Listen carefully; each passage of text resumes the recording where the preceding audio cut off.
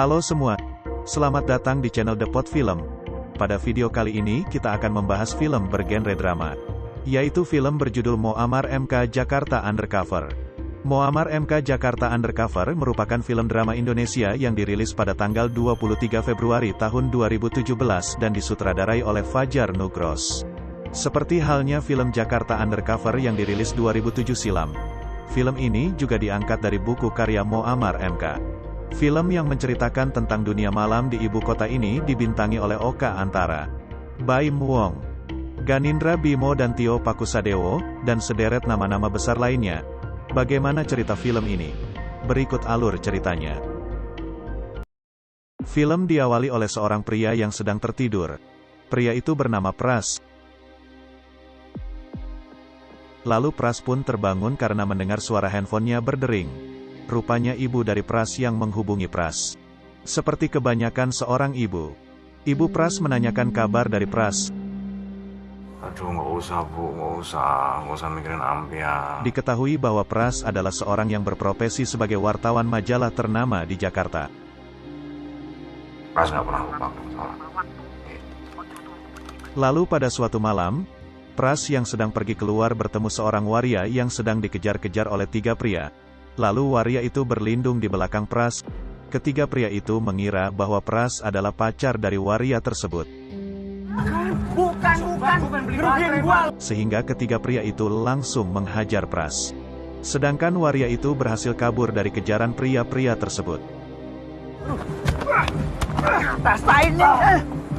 Lalu pada scene lain diperlihatkan pada seorang model wanita yang sedang melakukan sesi foto. Wanita itu bernama Laura. Kenapa pingkan kakak masih kerja? Ketika melakukan sesi foto dia menerima telepon dari adiknya.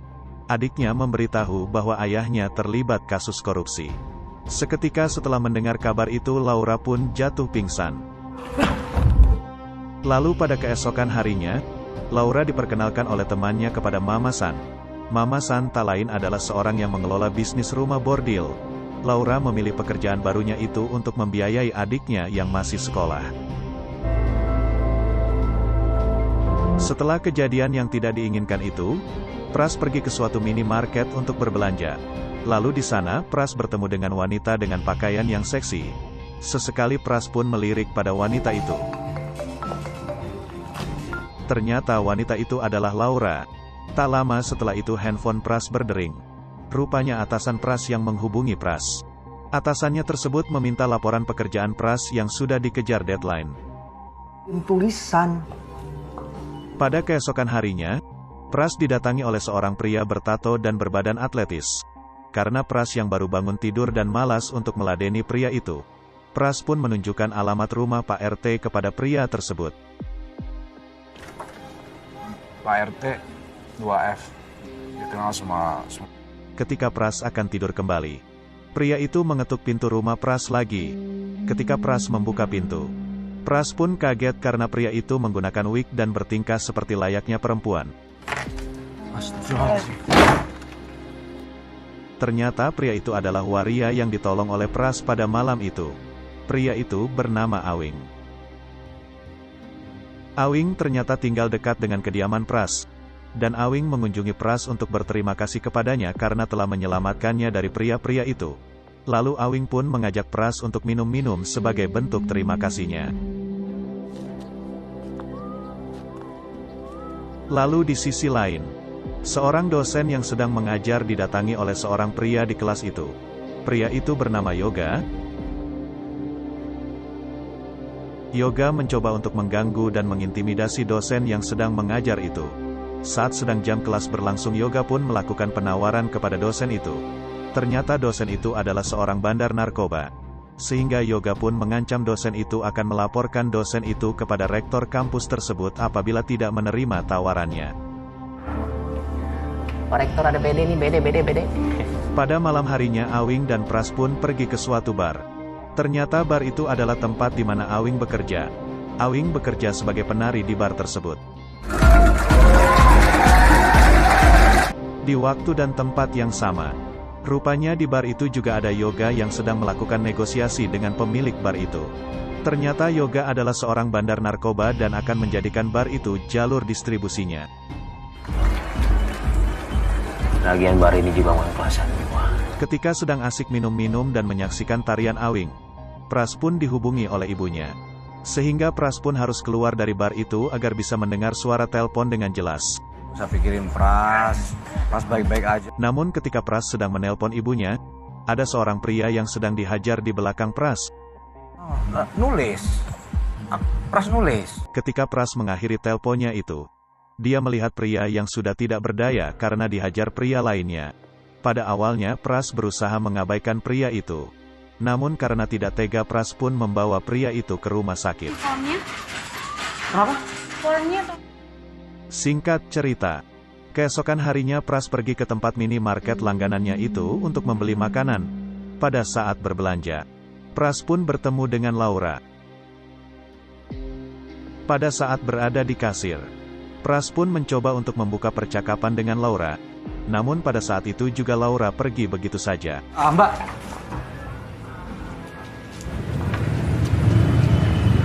Lalu ketika suatu malam, Pras pun mengunjungi minimarket itu lagi. Dan pada saat menikmati bir kalengnya itu, Pras didatangi oleh seorang kasir minimarket itu. Dan kasir itu memberikan sebuah kertas kepada Pras.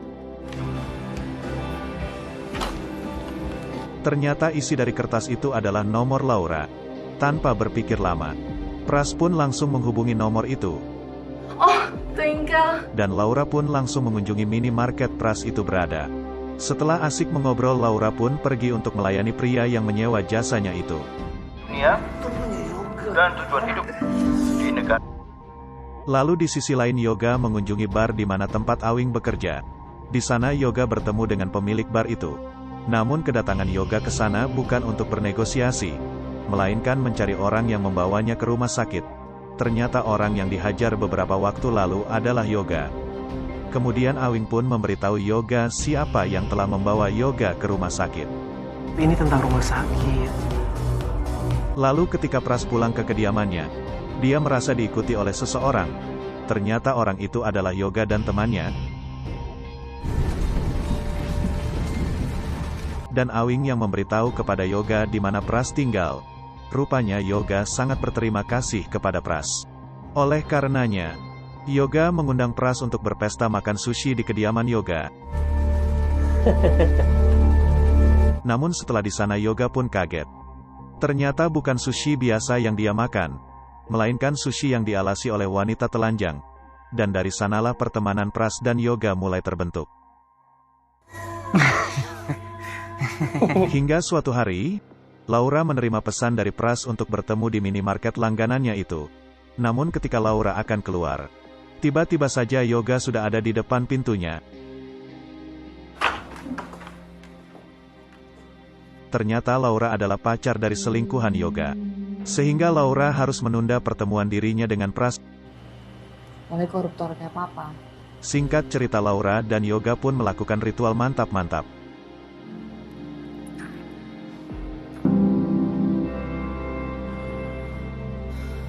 Sedangkan Pras masih menunggu Laura di minimarket itu. Beberapa hari setelah itu, Laura pun melayani salah satu kliennya. Kliennya itu meminta Laura dan temannya berperan sebagai dua pendekar wanita yang saling berkelahi. Itu semua adalah bentuk fantasi dari kliennya itu. Mau tidak mau mereka berdua harus menuruti kemauan kliennya itu. Lalu pada malam berikutnya, Pras dan Awing pergi ke pesta yang diselenggarakan oleh Yoga. Di sana Pras melakukan investigasinya dengan menanyai wanita penghibur di sana. Wanita itu memberikan informasi kepada Pras bahwa Yoga lah yang menyelenggarakan pesta itu dan Mama San yang menyediakan wanita penghibur di sana. Dan tidak lupa Pras pun merekam semua percakapan itu semua. Lalu setelah pesta itu, Pras pun menemui Laura di tempat minimarket itu. Lalu Pras pun kaget karena melihat wajah Laura yang memar. Pras pun menanyakan kepada Laura kenapa wajahnya bisa memar seperti itu. Laura pun menjawab bahwa dia terjatuh dari kamar mandi. Padahal kejadian yang sebenarnya adalah karena dia disuruh berkelahi dengan temannya oleh kliennya itu. Lalu setelah itu Pras mengajak Laura untuk jalan-jalan dengan motornya. Hingga tiba di suatu tempat. Ketika Laura dan Pras sedang mengobrol, lalu mereka pun berciuman. Namun sayangnya itu semua hanya dalam mimpi tidurnya Pras. Hingga dia terbangun karena kehadiran Awing di rumahnya. Astagfirullahaladzim.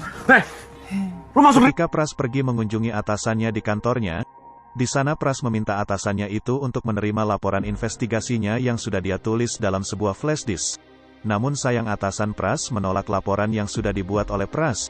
Atasannya tersebut meminta Pras untuk membuat laporan yang berkaitan dengan isu penjabat di Jakarta. Belum lo baca. Lalu di scene lain, Yoga yang datang ke kediaman Laura, mengajak Laura untuk mantap-mantap. Namun ketika Yoga sedang menciumi Laura, Yoga melihat bahwa wajah Laura memar. Sehingga Yoga pun bertanya kepada Laura siapa yang telah melakukan perbuatannya itu. Dan Laura pun memberitahu Yoga siapa yang telah membuatnya seperti itu. Singkat cerita Yoga pun mendatangi rumah klien Laura itu. Ketika pemilik rumah itu membuka pintu, Yoga langsung menghajar orang itu. Pada suatu malam, Pras dan Awing diundang lagi ke pesta Yoga. Ketika sesampainya di sana, Pras pun merasa bingung. Karena tidak mendengar suara musik pesta di sana. Ternyata Yoga menyelenggarakan silent party, yang mana suara musik hanya bisa didengarkan melalui headphone. Lalu ketika sedang asik berpesta, Pras pun dikenalkan oleh temannya Yoga kepada Sasha. Ketika Sasha menghampiri Pras, secara spontan Sasha pun mencium bibir Pras. Setelah itu Sasha pun mengajak Pras ke suatu kamar, dan Sasha meminta Pras untuk memakainya. Pada awalnya Pras menolak ajakan dari Sasha karena Pras merasa tidak nyaman. Namun Sasha pun menceritakan hal kepada Pras, bahwa apabila Pras tidak memakainya, maka Sasha akan dimarahi oleh Mama San. Serta Sasha mengatakan bahwa hidupnya hanya bergantung dengan apa yang dia kerjakan saat ini. Dengan sangat terpaksa Pras pun melakukan mantap-mantap dengan Sasha. Ketika berada di luar, Yoga yang baru datang langsung berdebat dengan temannya itu. Temannya itu bilang bahwa dia memiliki kecurigaan kepada Pras. Namun Yoga tetap mempercayai Pras sebagai temannya. Perselisihan mereka berdua membuat Yoga menjadi marah kepada temannya itu. Anjing, lu dengerin gua, ya. Lalu ketika Pras sedang makan dengan Awing, Awing mengatakan kepada Pras bahwa Jakarta itu keras. Dan banyak orang yang menyakiti temannya sendiri demi kepentingannya sendiri. Pras yang mendengar hal itu sejenak terdiam dan berpikir. Pras berpikir bahwa apa yang telah dilakukannya akan membuat kecewa orang-orang terdekatnya, termasuk Awing. Kemudian setelah itu, Pras pun pergi ke kantornya untuk mengambil flash disk yang telah dia berikan kepada atasannya tersebut.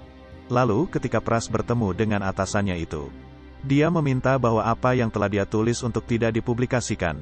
Namun atasannya itu menolak permintaan Pras. Karena tulisan Pras sudah terlanjur dipublikasikan. Intinya gue minta tolong. Lalu pada keesokan harinya, setelah artikel Pras dipublikasikan, semua bisnis Mama San dan Yoga pun menjadi kacau. Dan Yoga pun mendatangi kediaman Pras itu. Namun di sana Yoga belum menyadari siapa yang telah membongkar rahasianya itu. Karena ketika Yoga menunjukkan berita di majalah itu kepada Pras, penulis itu menggunakan inisial MK. Bangsat itu pakai inisial. Di sisi lain, ketika bisnis Mama San yang sudah tutup, karena banyak klien yang takut menggunakan jasanya itu, ada salah satu klien yang tidak takut menggunakan jasanya itu. Dan kliennya itu meminta Laura untuk melayaninya. Singkat cerita Laura pun melayani kliennya itu. Ketika Laura melayani kliennya itu, Laura disiksa hingga tidak berdaya oleh kliennya itu. Sehingga Laura pun mencoba menghubungi Yoga. Halo, Laura. Di waktu dan tempat yang sama. Ternyata Pras juga ada di sana. Rupanya Pras akan mewawancarai seseorang. Orang itu tak lain adalah klien yang sudah menggunakan jasa Laura. Gimana menurutmu? Ketika Pras sedang mewawancarai orang itu, tiba-tiba saja Yoga datang ke tempat itu. Sambil menodongkan pistol ke penjabat itu, Pras pun mencoba untuk menenangkan Yoga. Gua nggak peduli dia siapa. Anjing, Laura mana sih? Tak lama Laura pun turun. Pras pun langsung membantu Laura. Di sini Yoga terlihat kebingungan terhadap sikap Pras yang menolong Laura. Dan penjabat itu juga mengatakan bahwa Pras seharusnya tidak peduli dengan Laura. Karena perempuan seperti Laura tidak perlu dikasihani. Pras yang mendengar itu, langsung menghajar penjabat itu.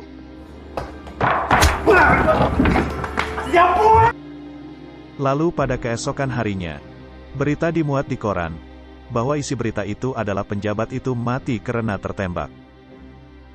Beberapa hari setelah kejadian itu, Laura pun mendapatkan panggilan dari kliennya. Setelah tiba di tempat kliennya itu, ternyata yang menyewa jasa Laura adalah Pras. Di sana mereka sempat bertengkar, karena Laura berpikir bahwa Pras sama saja seperti laki-laki lainnya. Lalu Pras mengatakan bahwa sangat sulit menghubungi Laura pada saat itu. Sehingga satu-satunya cara untuk bertemu dengan Laura adalah dengan menggunakan jasa mamasan. Dan film pun selesai. Itu tadi adalah rangkuman film yang berjudul Jakarta Undercover. Jika kalian suka dengan video ini, jangan lupa like dan subscribe channel ini. Sampai ketemu di video-video selanjutnya.